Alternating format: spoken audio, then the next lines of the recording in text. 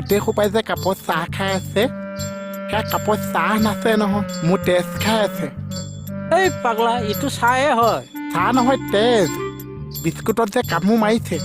সেয়া বিস্কুট নহয় মোৰ কলিজাটো কামোৰ মাৰিছে কি কৈছে সি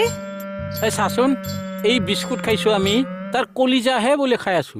আৰু এই চাহটো যে খাই আছো তাৰ তেজহে বোলে আমি খাই আছো এই কিয় কৈছে এটা তেনেকে কিয় নকৈছো ইয়াত কিমান বাচিলে 400 কিমান খৰচ আছে 100 100 টকা